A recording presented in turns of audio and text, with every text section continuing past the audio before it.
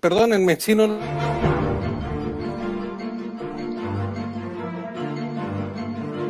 Ustedes este tipo de programas con motivo de los 25 años de los estudios Norman Patrón International. Un saludo desde aquí, desde el TD Place Stadium. Hasta la próxima.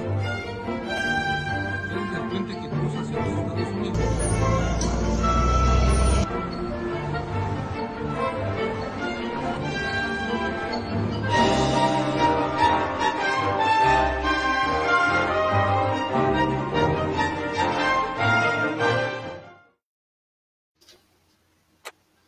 Amables amigos de W Plus Communication, muchas gracias por sintonizar en esta transmisión internacional y muy especial.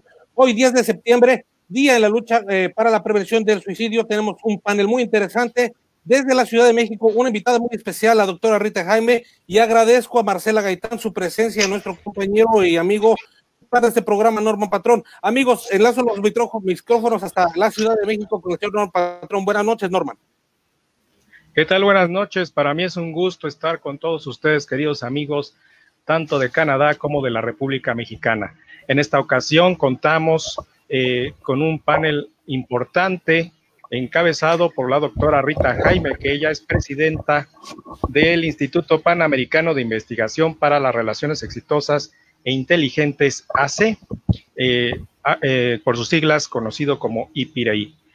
También tenemos por primera vez en nuestro programa y con mucho gusto a Marcela Gaitán, quien también reside en Canadá. Y por supuesto, querido Luis, te saludo con mucho gusto y pues damos pie a este inicio, puesto que mañana viernes 11 de septiembre, es el Día Internacional para la Prevención del Suicidio. La doctora Rita Jaime es una especialista en este tema y pues la verdad estamos muy gustosos, estamos muy orgullosos de tenerla en este programa. De hecho, podríamos decir que es nuestra madrina porque es nuestra primera invitada especial en estas emisiones. Doctora Rita Jaime, pues los saludo a todos con mucho gusto y pues doctora Rita Jaime, bienvenida a este programa. Muchísimas gracias, Luis. Norman, muchas gracias por recibirnos. Marcela, qué gusto conocerte. Y bueno, pues suicidio, el tema tabú, porque hablar de salud mental y suicidio es el tema tabú en las sociedades del mundo. Nuestro más grande temor es la muerte y lo desconocido. Y precisamente por eso, hoy 10 de septiembre, que es el Día Mundial de la Prevención del Suicidio, durante más de 20 años he dedicado mi vida a la prevención, a una cultura de la salud mental, porque el suicidio es la causa final, pero el suicidio es multifactorial y multicausal. Dice la Organización Mundial de la Salud que tenemos más de 800,000 personas al año que se suicidan, que una persona cada 40 segundos se quita la vida y que lamentablemente está habiendo tendencia, incluso al colocarse en México, en la segunda causa de muerte en personas entre 15 y 29 años. ¿Pero qué enmascara el suicidio?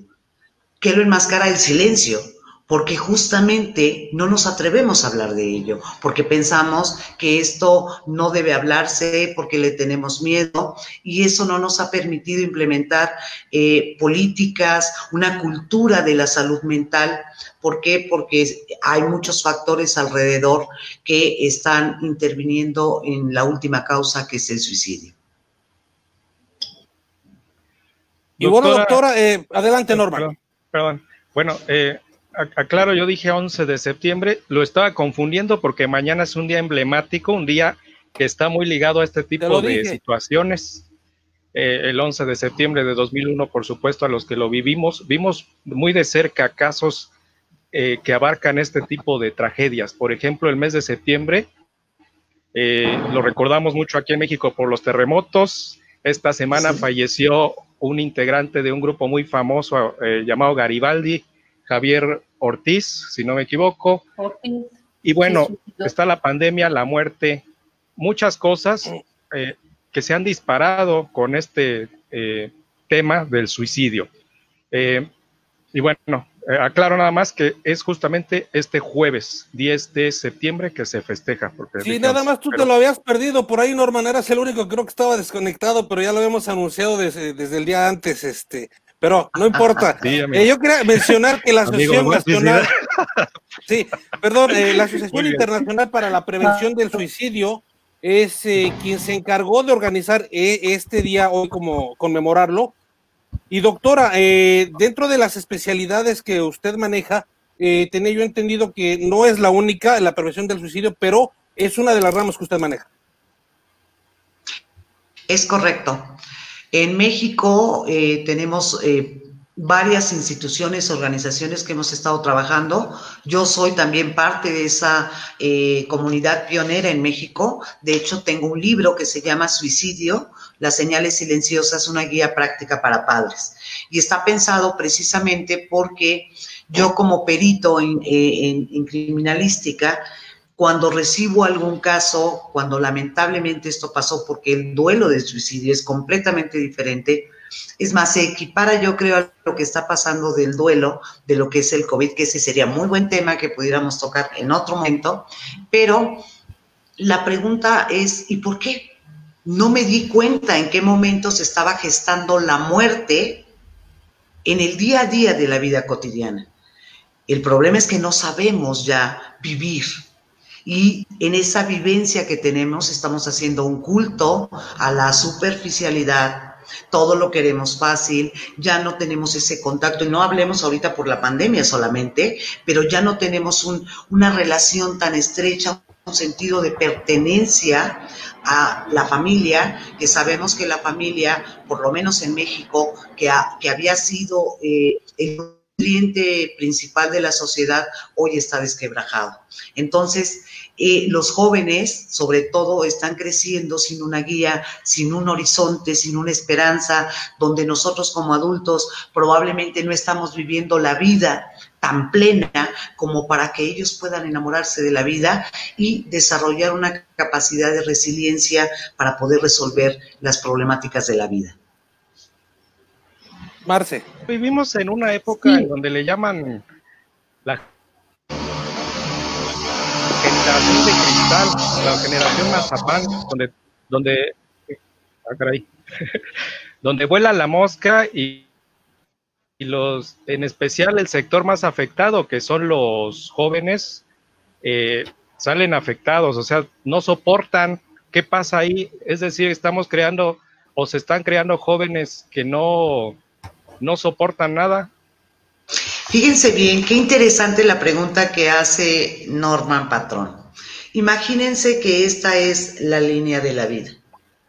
Nosotros normalmente queremos resolver alguna situación con una pregunta secundaria. ¿Por qué? La pregunta del por qué es una pregunta que no nos lleva a ningún lugar. ¿Por qué no me habló? Porque se le olvidó. ¿Y por qué se le olvidó? ¿Por qué no me miró? ¿Por qué no me dijo que me quería? Si nosotros tuviéramos una visión en tiempo, dimensión y espacio, podríamos entender que la pregunta del por qué no es la respuesta. Tenemos que entender y comprender qué pasó, cómo pasó para llegar a esto y por qué hemos estado haciendo lo que hacemos. En realidad, hoy estamos teniendo una situación muy complicada porque tenemos a la generación después de los millennials, obviamente vi lo que son los alfa.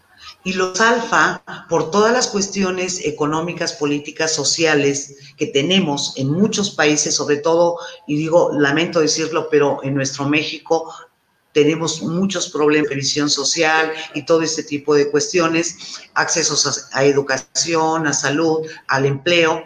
Y obviamente la mamá, el papá, independientemente que estén juntos o no, que ese es otro tema muy aparte, los está educando la tecnología.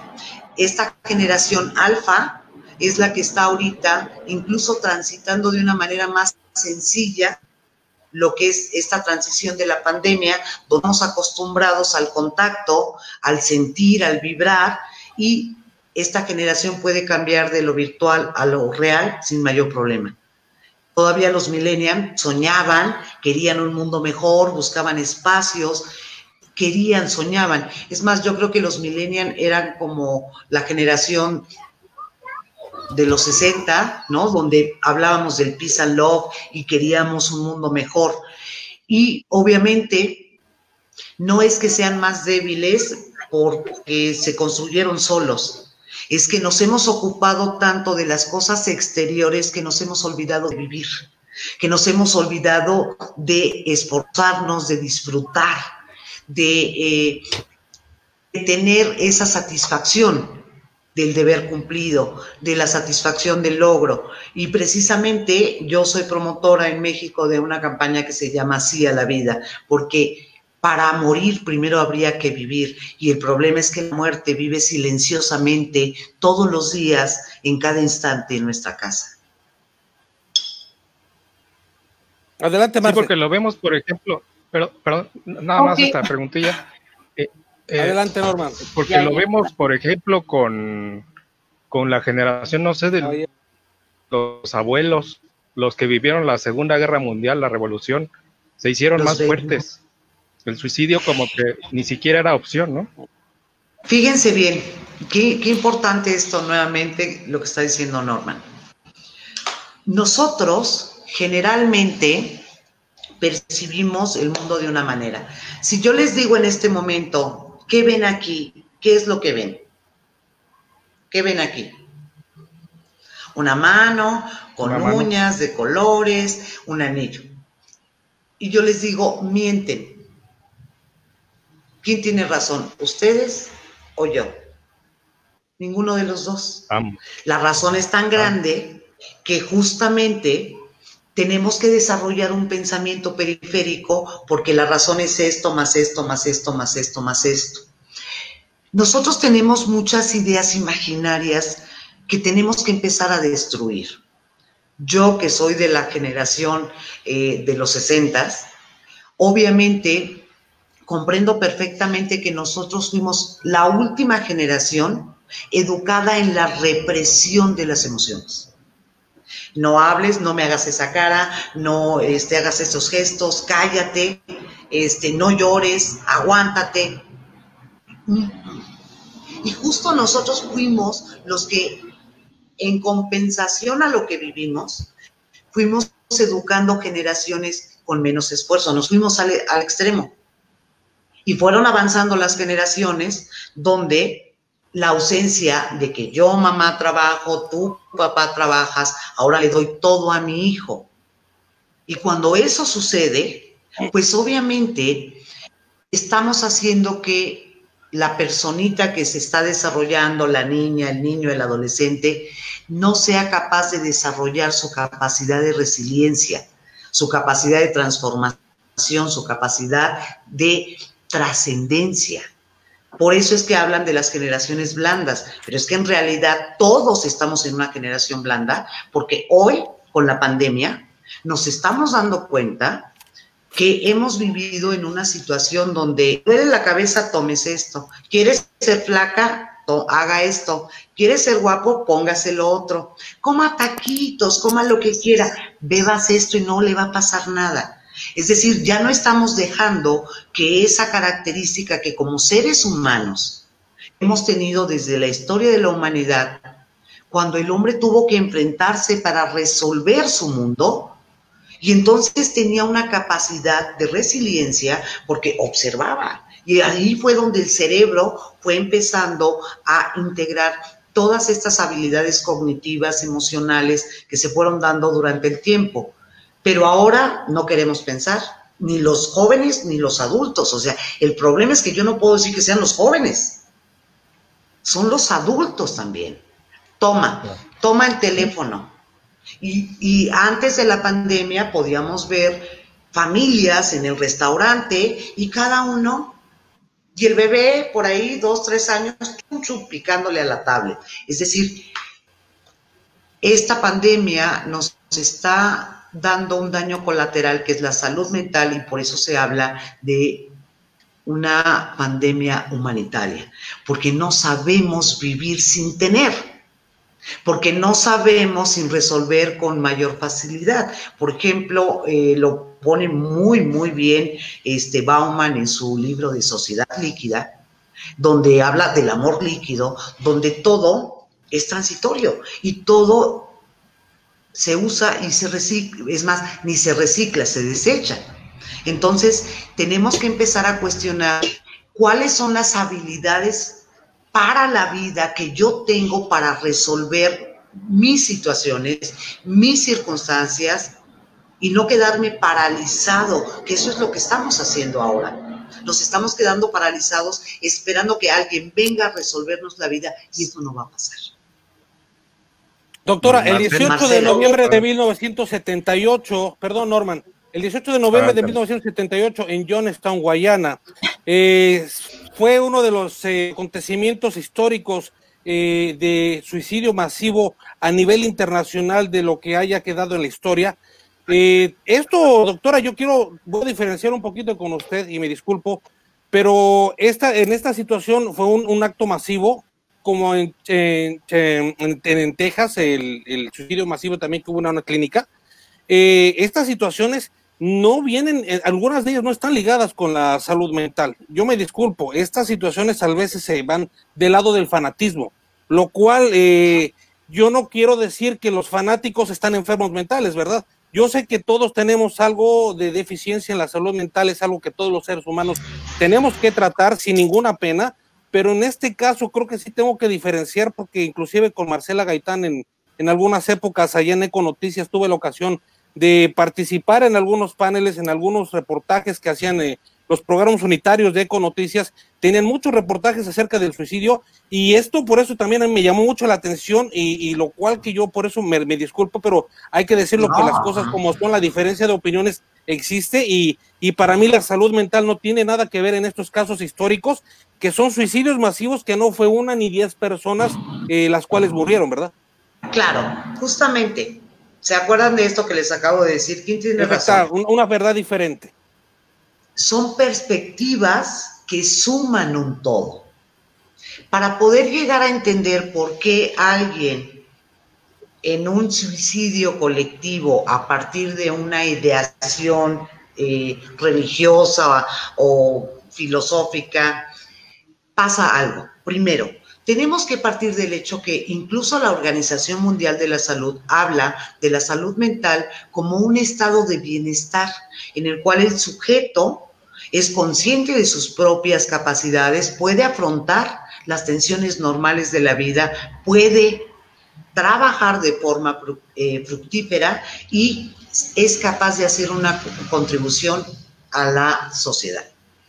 Pero ¿qué sucede si yo vengo de un entorno familiar donde tengo muchas carencias, donde la falta de amor, donde no se me inculcó la conciencia de lo que es la realidad y lo que es la fantasía?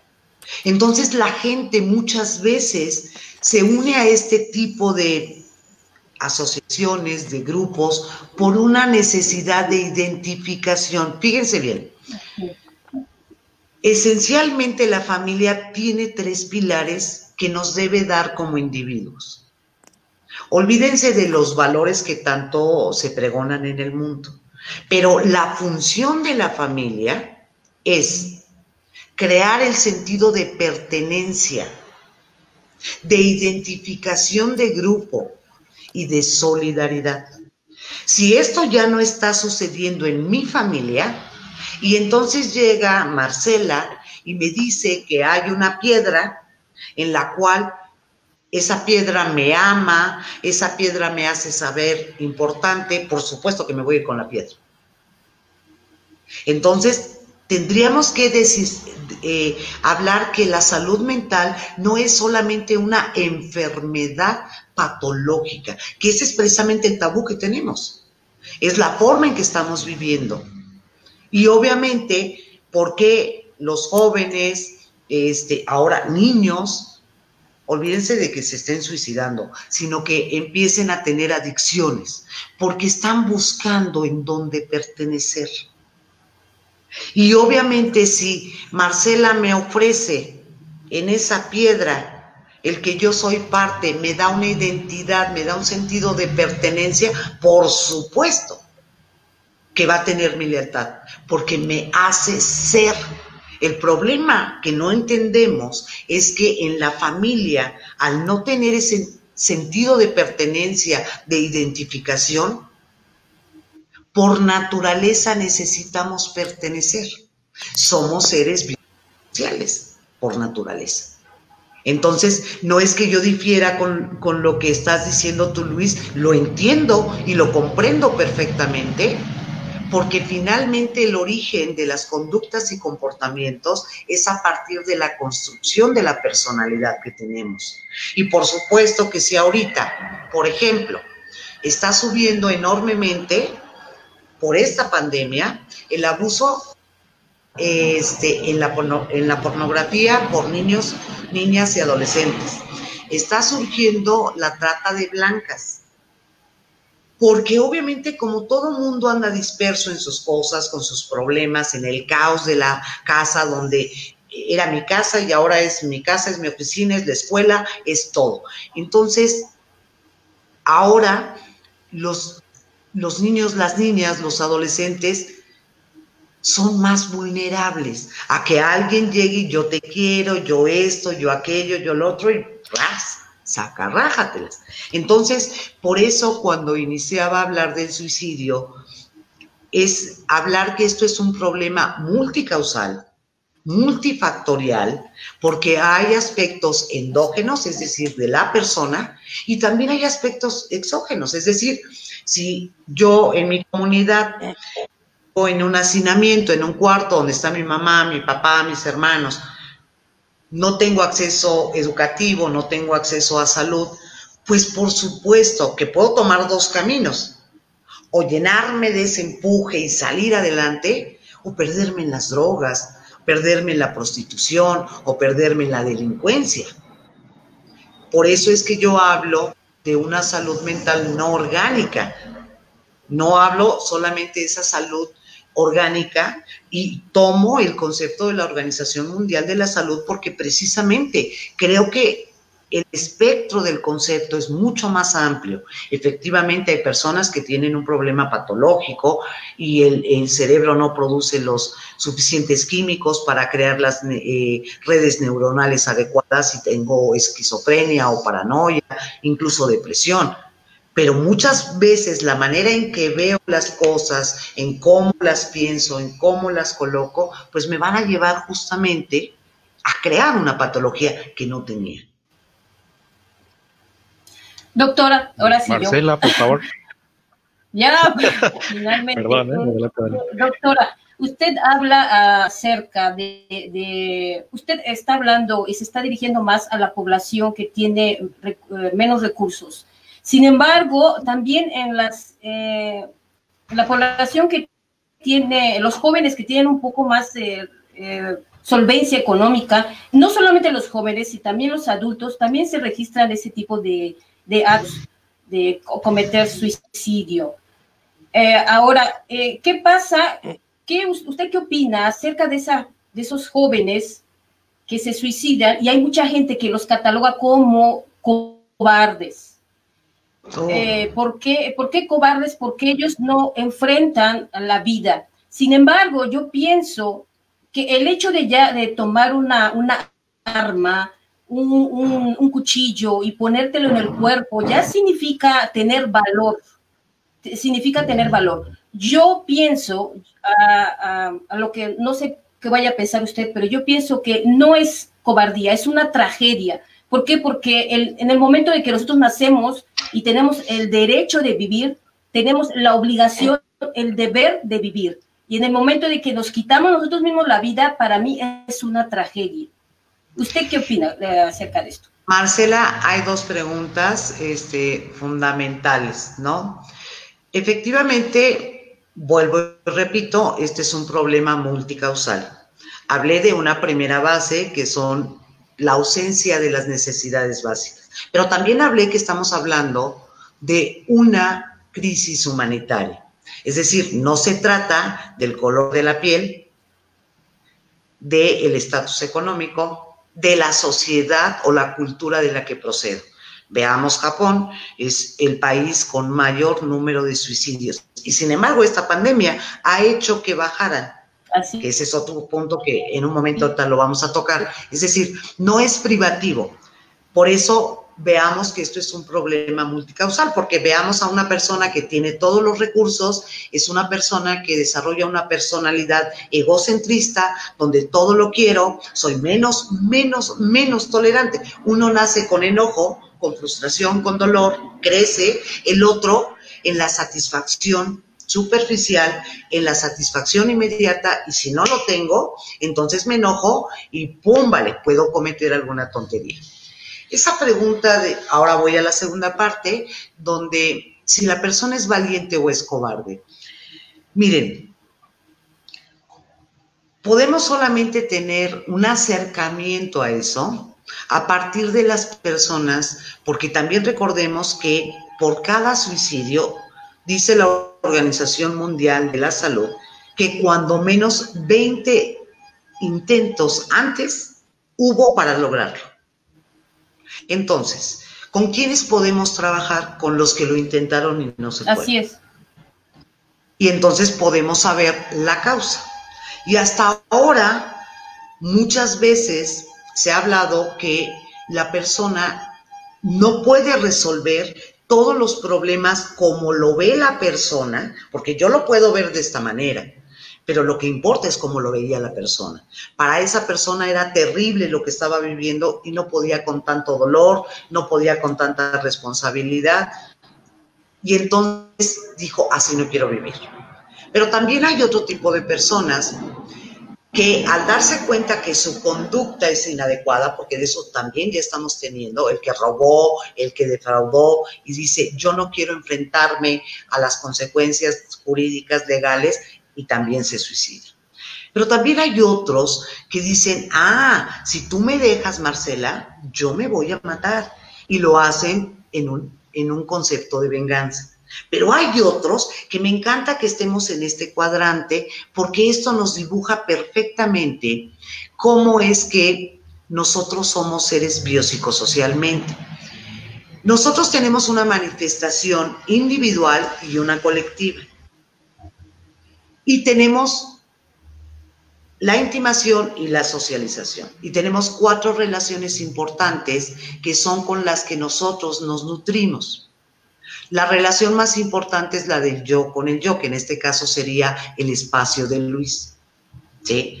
Cómo me llevo conmigo, me quiero, cómo yo percibo el mundo, cómo fui integrando mi realidad y percepción del mundo.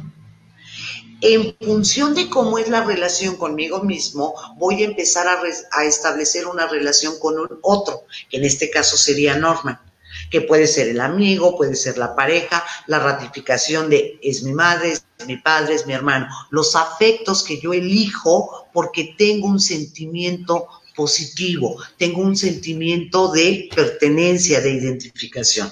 Y luego tengo una relación de yo con los otros, que en este caso está enmarcada conmigo. Yo soy esa persona con la que Luis convive de manera social. Vamos al trabajo, estamos en la escuela, somos del mismo vecindario, tenemos actividades en común, pero no somos íntimos, socializamos. Y en el cuadrante de Marcela, entonces estamos el yo y los demás, que ahí está toda la sociedad, cómo funcionan las instituciones. ¿Qué pasa si, por ejemplo, Norman no tiene una buena relación consigo mismo? No tiene una buena relación con un otro. No tiene una buena relación con los otros. No encuentra un lugar en el mundo, no tiene sueños, ya no le ve sentido. Y entonces no se encuentra en el mundo y dice, me voy. Esa es una teoría con la que yo trabajo.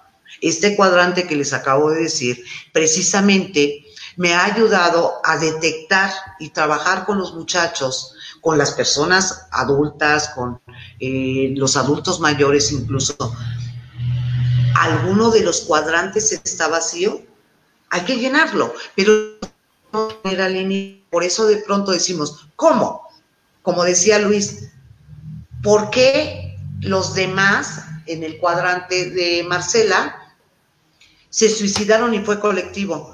Pues porque había toda una carencia en estos tres, empezando por el personal.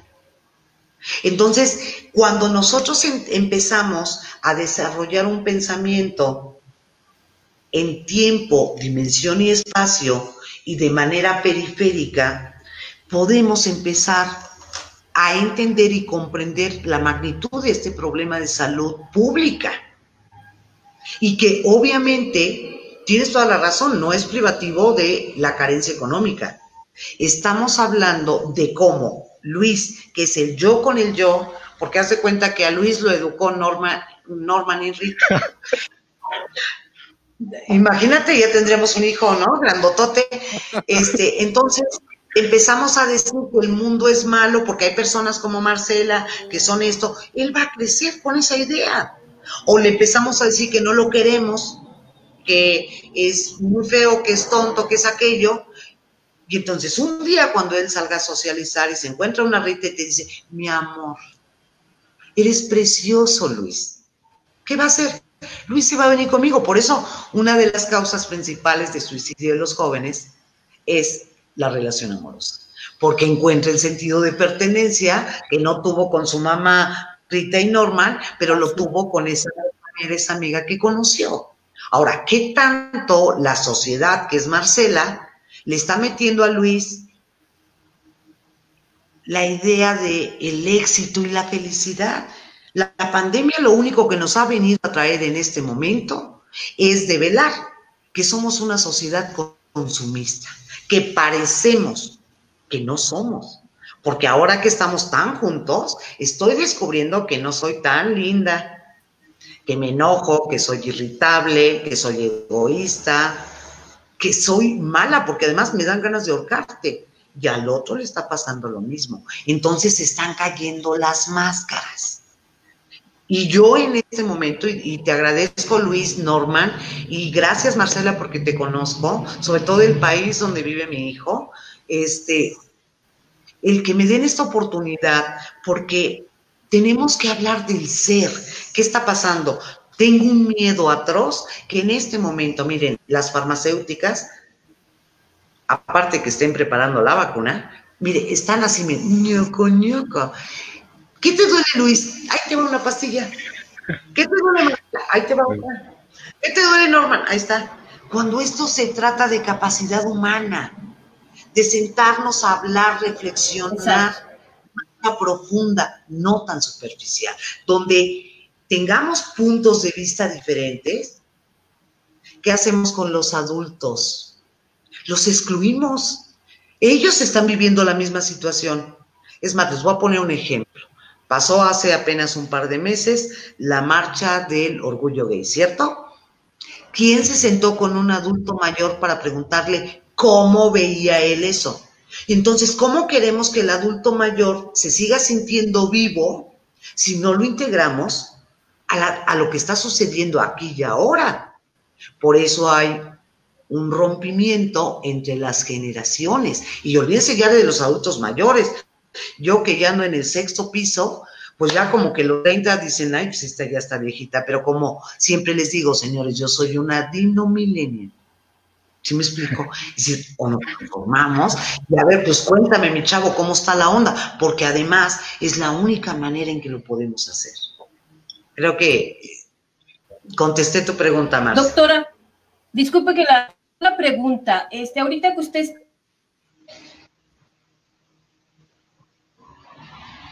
Tenemos problemas con el audio. Adelante, Marce. ¿Lo puedes repetir, Marce? Porque se cortó y no te escuchamos bien. Está pasando de la identidad de géneros, pacientes que han tenido este problema y que se sienten perdidos y no saben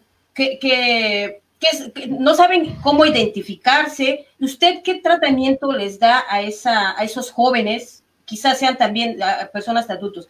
¿Qué clase de tratamiento usted le da a esos jóvenes que están en ese caso? Especialmente en ese caso. Porque esos jóvenes están como... Un programa cada semana, fíjense, no sé por qué. Porque hay tantas cosas que abordar. Yo creo que sí, tema. porque es un... Precisamente Sí, porque yo cuando creo la que Marta... ahorita hay muchas... A ver, Marcela. Sí, Marcela. Ah, sí, porque ahorita que hay muchos estos temas que la cuestión esa de identificación de géneros, ahora que los chicos y las chicas las dejen ser lo que ellos quieran, eso a veces les vuelve la piel muy delgada, ¿ah? Y tu cabeza mental, y ahí es donde llega, como usted bien dice, al punto de que no saben qué hacer. ¿Qué clase de tratamiento usted ofrece a esta población? No solo a esa población, yo me dedico justamente a seres humanos. Y puede ser de cualquier país, de cualquier cultura. Okay. Hombre, mujer, heterosexual, lesbiana, panzer, lo que gusten. Finalmente somos seres humanos. El problema es que la cultura se ha construido en usos y costumbres, pero lo que no entendemos es que la cultura es dinámica y se transforma, no es estática, es como la vida. Efectivamente. Y si en 1900 una mujer era impensable que anduviera pelona como yo, que tenía que tener el cabello largo como tú, Marce, porque eso era lo femenino y no esto que es masculino, dirían, pero como los usos y costumbres cambian, pero no tenemos una educación que nos haya hecho transformarnos en esta cultura de manera homogénea, fue heterogénea. Cuando yo crecí de una madre totalmente tradicional. Tuve personas en mi vida que me abrieron los ojos y me fui.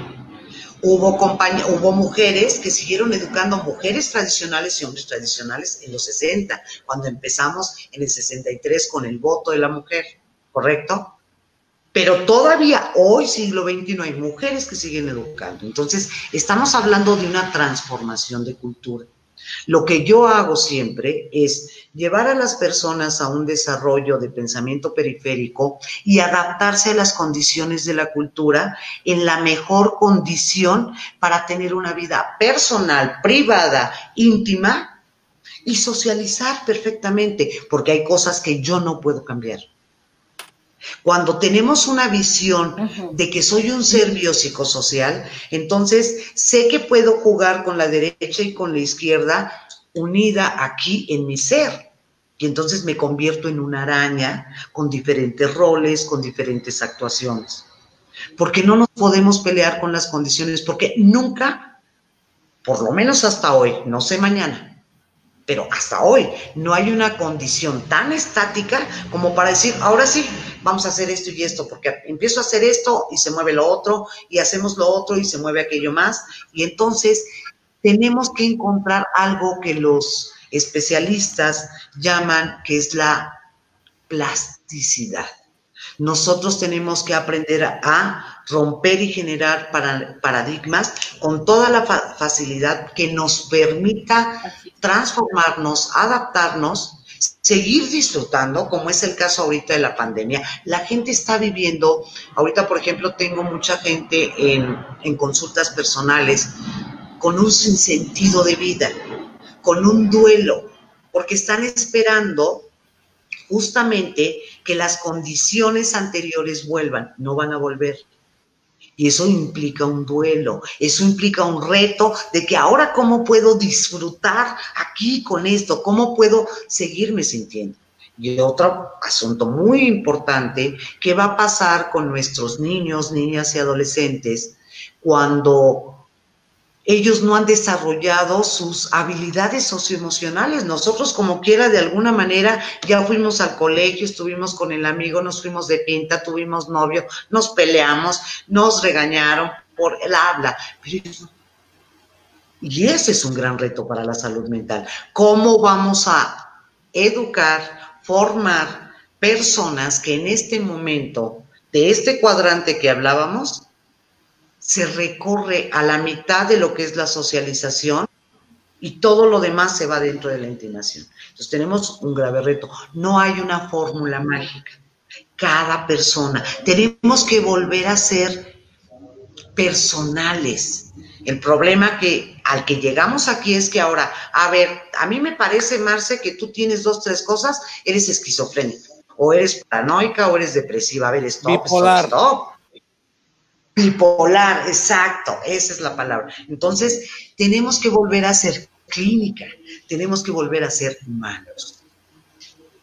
Doctora, rápidamente, hoy precisamente porque aquí en Canadá la salud también se distribuye a través de provincias, y el primer ministro de Ontario, Doug Ford, donó 15 millones para soportar la salud mental en lo que es la provincia de Ontario. Estos 15 millones de dólares están exclusivamente destinados a lo que es la salud mental, pero a todo ello, yo quiero preguntarle, dentro de la salud mental, ¿quiénes son aquellos que tienen más tendencia suicidaria, aquellos que tienden, yo le pregunto en este caso si son aquellos que sufren de ansiedad, si son aquellos que son paranoicos, si son aquellos que son alcohólicos, drogadictos, etcétera?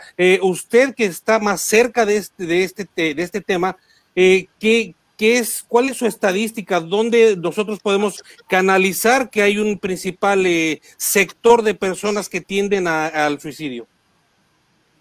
Claro, uno de los primeros es la violencia familiar, porque precisamente el sentido de unidad, de pertenencia, de identificación no está. La violencia deriva a otros aspectos. Al no tener este sentido de pertenencia, me voy con los amiguitos y empezamos a fumar, empezamos a tomar y luego a drogarnos. Entonces las drogas, las adicciones, mejor dicho, están dentro de algunos de los factores que intervienen y que están presentes en el problema del suicidio. Y quienes confunden, perdón, doctora, quienes confunden la drogadicción, es una enfermedad mental también, ¿verdad? Es que el problema es que la drogadicción es la consecuencia, no la causa. La causa es, incluso, por ejemplo, yo hago mucha labor con grupos de alcohólicos anónimos. Y yo tenía una idea, como muchos seguramente, que el alcohólico pues se emborrachaba pues para adormecer, sentirse bonito y todo. Pero cuando uno se va metiendo en este mundo de entender y comprender, me hicieron saber que no, que era una forma de adormecer lo que sentían. ¿Cuál quiere decir entonces que generalmente vamos a llegar a las conductas autodestructivas, quitando obviamente que ahorita hablaríamos de que hay tendencias patológicas y todo, pero que son las menores, casi todas son por resultantes de problemas externos del medio entorno. Entonces, hay muchas necesidades y carencias donde la persona no se está desarrollando saludablemente. Si yo crezco en un hogar, por ejemplo, donde Luis es un violentador y todo, no me permite a mí, por ejemplo, expresarme porque me va a pegar, cuando yo salgo a la calle, yo me vuelvo el agresor, o bien el receptor continúa aceptando la agresión de los demás. Ahí hay uno de los principios de lo que es el bullying. Normalmente, en la mayoría, no en todos los casos, el niño, la niña que hace bullying es porque está violentada en su casa. Porque se empieza a llenar de enojo, de frustración, y entonces llega a la escuela y se envalentona porque tiene que recuperarse, porque en su casa es una persona que es minimizada, incluso anulada. Tú no cuentas, tú no estás, tú no tienes voz ni voto. Entonces, cuando salgo, pues ahora me las pagan, ahora van a ver quién soy yo y me vuelvo el agresor, ¿no? Entonces, es la violencia, obviamente, eso nos va a llevar a lo que son las adicciones, que la gente normalmente cuando habla de adicciones, cree que las adicciones son las drogas. Efectivamente. La adicción es el proceso que hace que yo sea una persona que no pueda dejar de depender de la droga, el alcohol, pero también hay adicciones de conductas y comportamientos. Los celulares, por ejemplo, ya es una adicción. Cuando doy, por ejemplo, las pláticas con los padres, para hablar de adicciones, pues siempre esperan que hablemos de la droga y de los tipos de drogas. Es como cuando hablamos de la sexualidad, nada más hablan del acto sexual, pero no es eso. Entonces, cuando hablamos de las drogas, no es la droga, el problema es la adicción. Y podemos tener adicción de ingesta y de conductas y comportamientos. Pero precisamente una de las cosas es que, por ejemplo, en el caso de los padres, necesitamos reaprender, aprender las nuevas competencias para poder tratar de ser mejores padres, para poder ahora, incluso yo promuevo un concepto que se llama clínica de aprendizaje, de aprendizaje y reaprendizaje parental.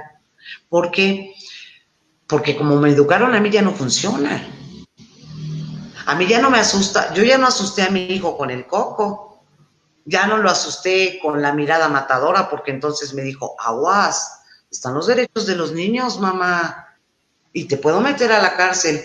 No, hombre, ya parece que yo a mis padres hubiera sido capaz de levantar la mirada y decirle, ¿por qué me regañas tan solo con la mirada? Porque llegaba la mirada matadora, la chancla voladora. Entonces, si nosotros seguimos educando de la misma manera, no podemos dialogar. Un ejemplo muy rápido de cómo puede haber un disgusto, cuántos jóvenes se han quitado la vida por una cuestión de estas. Mamá, quiero unos tenis de la palomita. Ok, pero mira, no tengo dinero, te lo voy a comprar en el tianguis. No, yo quiero de esos. Pero no, mira, mijito. Además, la ley dice que tú me tienes que dar. A ver, espera, stop. La ley dice que yo te visto, te calzo, tienes sustento, te amo, te respeto, te cuido y todo lo que dicen los derechos de los niños. Pero no dice en ningún lado que te tengo que dar tenis de la palomita, que te tengo que dar jeans de tal marca. ¿Quieres unos tenis de la palomita? ¿Qué vas a hacer para ganártelo? Yo te compro del mercado, el autoservicio.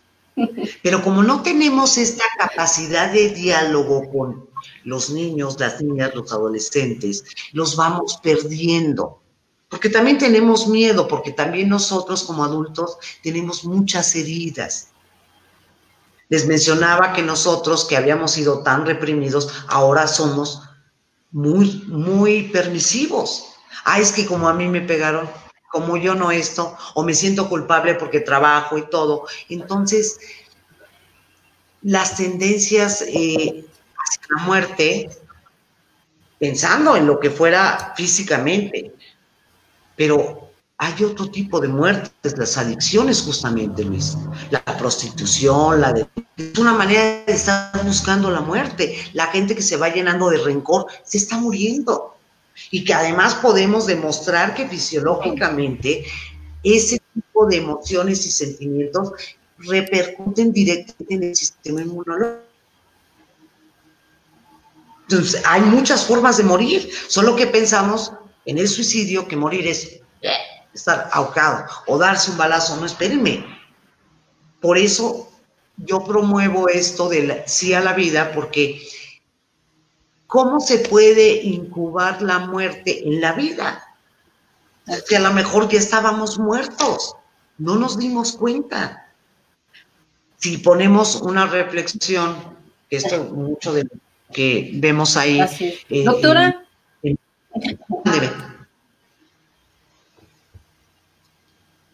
Adelante, Marce, estamos contigo. Sí, yo quiero hacerle una pregunta. Quizás la pregunta no sé qué signifique para usted. ¿Por qué vale la pena?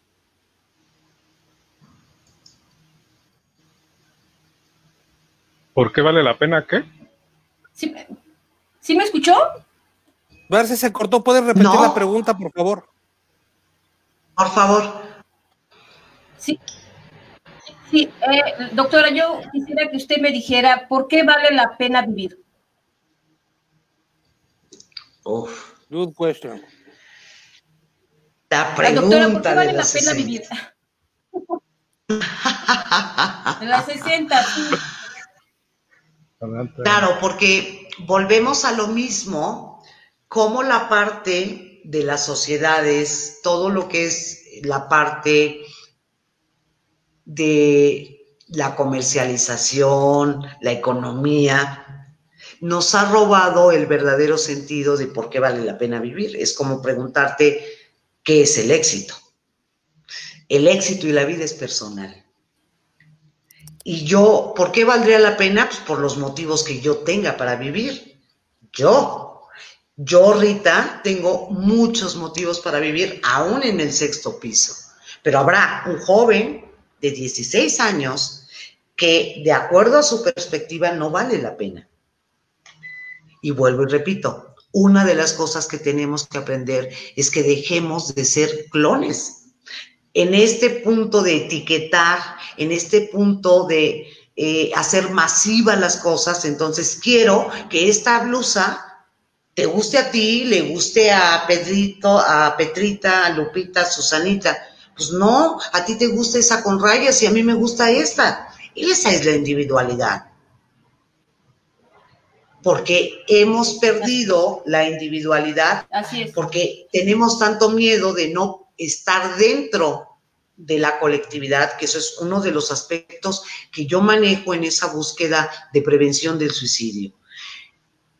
Porque hay quien de pronto, por ejemplo, yo, pues obviamente, ahora ya este cabello es natural, obviamente, pero digamos, yo soy de cabello oscuro y todo, entonces, solamente las rubias, entonces voy y me quiero hacer rubia a fuerzas. Solamente, es más, ahorita que están las voluptuosas así, de por acá, y entonces hago porque necesito, porque dicen que eso es ser la mejor y feliz y voy a tener el éxito.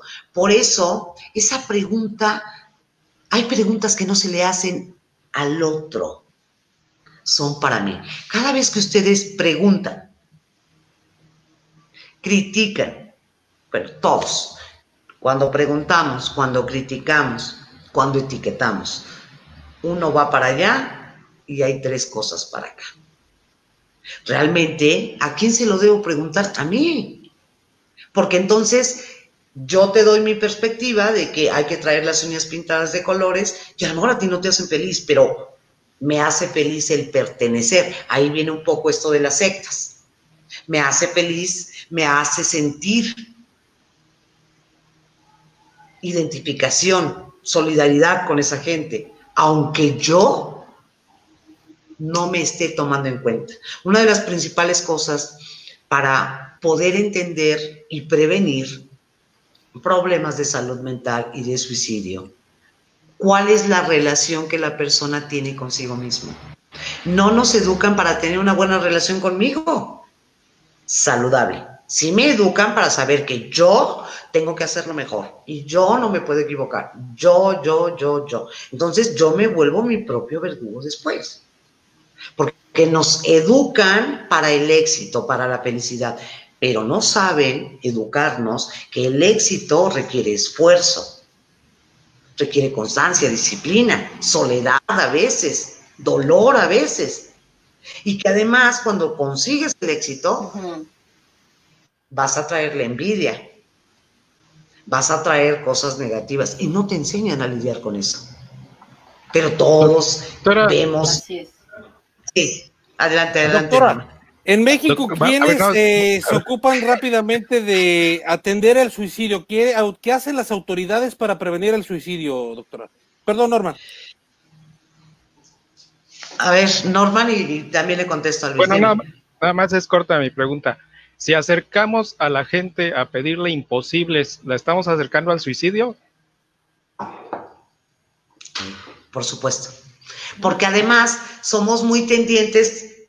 Imagínense que cuando yo crecí, porque ahora me ven muy chula, de bonita, pero yo era chaparrita, gordita y bueno. Entonces, la gente dice que ya no estoy tan fellita. Pero entonces mi mamá me decía que yo era la princesa, que era lo máximo. Cuando llego a la escuela, hay hartas princesas. Y de pronto empiezo a ver esas princesas como princesas y yo me veo que soy diferente a esa princesa, porque tiene ojos verdes, porque es muy blanca, yo soy morena clara, tengo el cabello oscuro. Y entonces, uno de los problemas de los prototipos precisamente es que hacen que yo no me acepte a mí. Me voy rechazando. Precisamente, porque además mi mamá me dijo que yo era una princesa. No, mi mamá me debe decir que yo soy una preciosura de niña, que soy muy capaz. Fíjense, les voy a hacer ahorita, pero antes de que les haga el ejercicio, repíteme la pregunta, Luis, la que hiciste antes de Norman. No, ¿sabe qué? Ahora se la voy a tener que cambiar porque como estamos entrando a la recta no, pero final entonces deja. Se la voy a tener que cambiar. No, mejor ya, que den los datos de por eso termine. Nada más darles el ejemplo. ¿Cómo vivimos en un mundo de clones y no nos hemos dado cuenta? Mamá, la Pancha dice que soy fea. ¿Qué le dirían? Yo soy morenita, con piel oscura y todo. Y nada agraciada. ¿Qué me dirían? No, pues es que yo te quiero mucho, tú eres muy inteligente. No, la Pancha dice que soy fea.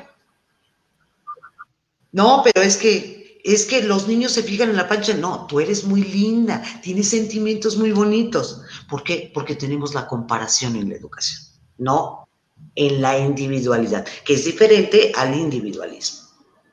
Entonces hay mucho que aprender. Yo creo que podríamos dedicar un programa eventualmente para temas de salud mental y los vamos estructurando.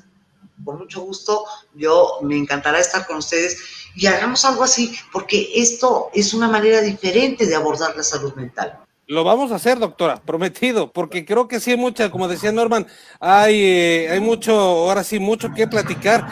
Pero antes de que nos vayamos, quiero yo mencionar, esta noche usted mencionó el COVID-19, mencionó la salud mental y mencionó también al principio del programa a la Organización Mundial de la Salud. ¿En cuánto obedece a la Organización Mundial de la Salud, que ha perdido credibilidad después del COVID, que también mencionó usted, porque ellos escondieron información junto con el gobierno chino? Ellos se han puesto a trabajar tardíamente. Ahora vemos que la Organización Mundial de la Salud están mandando boletines como no lo hacían antes. Yo creo que el haberle retirado los millones de dólares que les quitó el señor Donald Trump hizo que ellos de alguna manera se apegaran a hacer su trabajo, que ya antes lo habían dejado pasar. Hubo mucha corrupción, hubo mucha porquería, pero la Organización Mundial de la Salud, yo le había preguntado al principio, ¿qué hace el gobierno de México para prevenir el suicidio? Ahora se la cambio, ¿qué hace la Organización Mundial de la Salud para prevenir el suicidio? ¿Quiénes son los responsables de la salud en el mundo? Claro, veamos diferentes perspectivas. Yo no podría decirte, Luis, si realmente hubo un contubernio o no. Eso no te lo podría decir. Porque yo no tengo ninguna evidencia. Yo tengo pruebas de que... Claro, pero ahora déjame darte otra perspectiva. Lo que sí te puedo decir, que ni la Organización Mundial de la Salud, ni ningún otro país, porque además yo me dediqué a eso, tuvieron un plan para procurar el bienestar de la salud mental. Solo hablaron del confinamiento del cuerpo. Nunca se ocuparon qué iba a pasar, ni la Organización Mundial de la Salud, ni ningún país que yo pueda recordar en este momento, o por lo menos que esté enterada. México, por lo tanto, tampoco. Y eso sí te lo puedo decir, de que falló en que te hablamos de una contingencia de salud pública mundial. Pensaron en retraer los cuerpos, pero nunca hablaron de qué iba a pasar con tu mente, con tu emoción, al cortarte este contexto. Aquí mismo, la Organización Mundial de la Salud, en este concepto que yo les digo, que yo lo veo como, esta es una interpretación mía, no es de ellos. Porque yo estoy en el medio de esto, cuestionemos. Yo no puedo, si tienes pruebas, perfecto. Yo también tengo pruebas de que no hubo un país, ni la Organización Mundial de la Salud, cuando empezó la pandemia, de cuidar la salud mental. Y ahorita ya no saben qué hacer. Y en México no estamos teniendo ni siquiera los insumos necesarios para que el personal de salud haga su trabajo. Entonces, imagínate si estamos trabajando para la salud mental, porque además estamos trabajando de manera correctiva. Y entonces hay que pensar cómo vamos a continuar en un tratamiento que yo no lo veo venir, y mucho menos en implementar una cultura de salud mental. Efectivamente. Doctora, Entonces, cuando la entrevisté por mayo en NP25 TV, de ese tiempo para acá, ¿han habido avances al respecto? ¿En México, por lo menos? el problema es que estamos trabajando en el placebo. Okay. No estamos generando programas de transformación, porque además el sistema de salud, ¿cómo se va a enfrentar a esto que ahorita que hemos estado hablando, les he dado una clase y una terapiada porque se quedaron pensando en muchas cosas. Sí, y eso no lo arregla una pastilla, lo arregla competencias que son las que yo estoy implementando, tratando de romper los paradigmas. Señores, no podemos hacerlo todo con pastillas. Estamos hablando de capacidad de pensamiento, de corazón, de seres humanos. Entonces yo creo que vamos a formar un grupo que se agarren, porque se me hace que nos encontramos por causalidad y no por casualidad.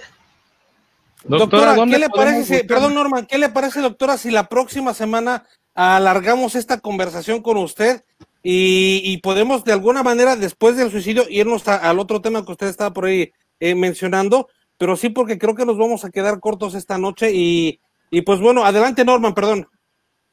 Doctora, ¿dónde podemos encontrar más sobre usted? Y por supuesto, la invitamos cordialmente aquí es su casa, tanto NP25 TV, W Plus Communications y por supuesto Enlace Norteamérica. Es usted siempre bienvenida. ¿Y dónde podemos encontrarle a usted? Gracias, Norman. Norman es de los pocos que ha creído en mí y siempre me da oportunidad y por algo les digo que las cosas no son fortuitas, por algo. Y Norman, muchas gracias, te agradezco porque es de las pocas personas que cree en este concepto. Cuando me permiten me suelto como hilo de... Estoy en Facebook, en Instagram, en Twitter como Rita Jaime MX. Ahí me localiza. Marce, algo que quieras arreglar, perdón. ¿Mande? Marce. Ya se nos congeló Marcela Gaitán desde Calgary. Pero doctora, usted menciona que tiene un hijo aquí en Canadá, seguramente nos está escuchando. Le mandamos un saludo desde aquí, desde la capital de canadiense, Ottawa. Seguramente Marcela, que ya está de regreso, seguramente también tiene algo listo para la semana próxima. Ya desde hoy lo vamos a preparar, doctora. Y quiero agradecer también a mi compañero Norman Patrón, quien fue el responsable, el culpable de haberla conseguido usted. Y un tema muy especial, de verdad que nos quedamos encantados. No esa parte. Adelante, Marce, perdón, algo que quieras agregar.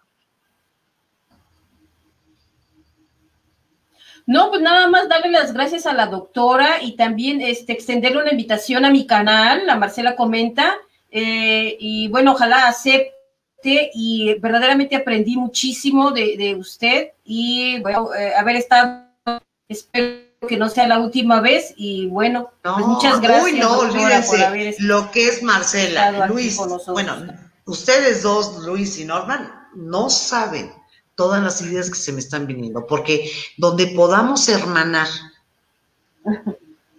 justamente al ser humano más allá de las fronteras, a partir de este tema, olvídense. Ya nos vimos. Y con todo gusto, Marcela, cuenta conmigo, mándame mensaje ahí en mi fanpage, Rita Jaime MX, cuenta con ello. Yo soy materia dispuesta, porque Rita además Jaime MX. ¿Por qué vale la pena vivir? Porque el mundo tiene sentido, porque yo estoy, cuando yo no esté, el mundo se va a arreglar sin mí.